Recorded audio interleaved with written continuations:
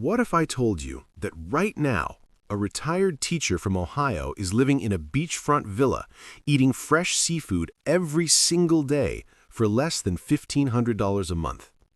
Pause, let it breathe, 2 full seconds of silence. That's not a fantasy. That's Tuesday in the Philippines. For years, the Philippines has been promoted as one of the best places in the world to retire. You've probably seen it. White sand beaches, cheap cost of living, friendly locals, a simple, relaxed lifestyle. And for many retirees, that dream becomes reality. But here's something most people don't talk about. There's a big difference between visiting the Philippines and living there full-time. Some expats absolutely love it. They stay for years, even decades. Others arrive with high expectations and quietly leave after a few months. So what's the truth? Today, we're diving deep into the real experience of retiring in the Philippines. Not just the highlights, but the parts most people don't tell you about. Why the Philippines? The dream versus the reality. The culture is already westernized. The Philippines was colonized by Spain for 333 years and then by America for nearly 50 years. That history is complicated and in many ways painful, but its cultural legacy is that Filipinos are extraordinarily familiar with Western culture, Western food, Western customs, and Western people. Most Filipinos have family members who've worked or lived abroad, in the US, UK, Canada, the Middle East. They understand your cultural references. They watch the same shows.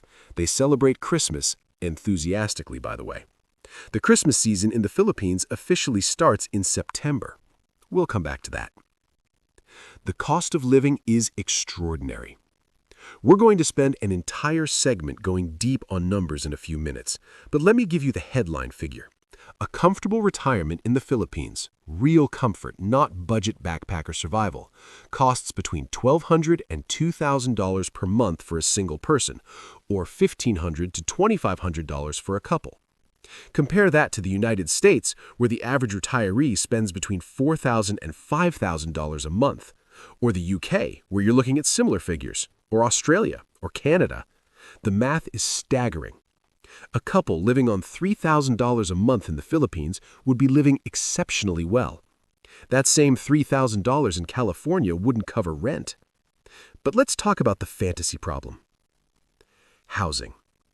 This is your biggest variable, and it ranges enormously based on where you live and what you want. Budget option, a decent one-bedroom apartment in a provincial city like Dumaguete, Tagbilaran, Bohol, or Vigan, you're looking at $250 to $450 a month. Clean, safe, functional, not luxurious. Mid-range, a modern, fully furnished two-bedroom condo in Cebu City, Davao, or Iloilo, $500 to $900 a month. Comfortable expat lifestyle, a spacious 2- or 3-bedroom condo or house in a good area of Cebu, Manila, or a resort town like Tagaytay or Siargao, $800 to $1,500 a month. Food. This is where the Philippines genuinely shines and genuinely splits into two very different realities. If you eat local, meaning Filipino food at local restaurants, carinderias, and wet markets, you can eat full, delicious, nutritious meals for almost nothing. A full rice meal at a turo-turo, that's a cafeteria-style Filipino restaurant, is 60 to 120 pesos. In dollars, that's $1 to $2. A whole grilled fish at a market might be $1.50. Street food like fish balls, kwek-kwek, and barbecue skewers, 20 to 30 cents each.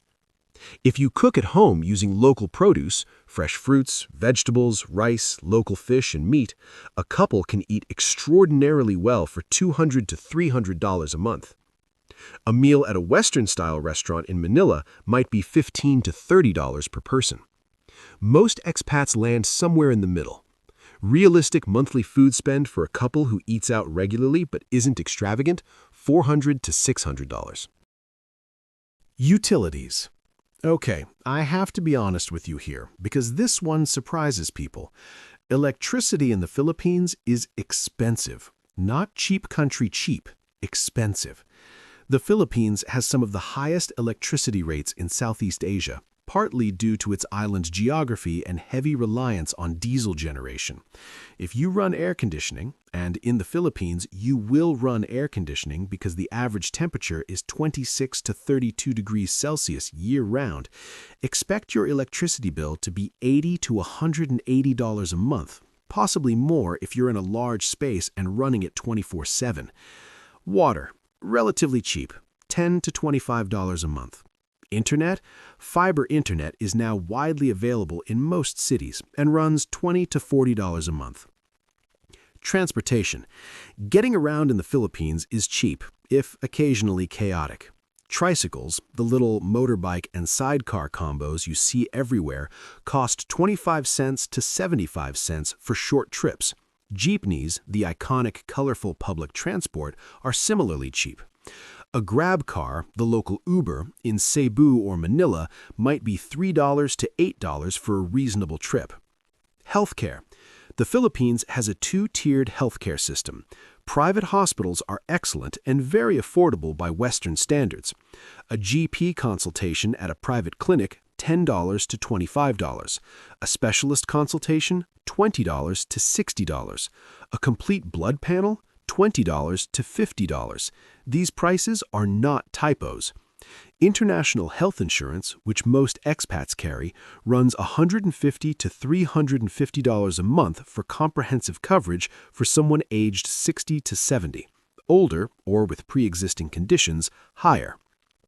Public healthcare. Public healthcare in the Philippines is under-resourced, overstretched, and inconsistent.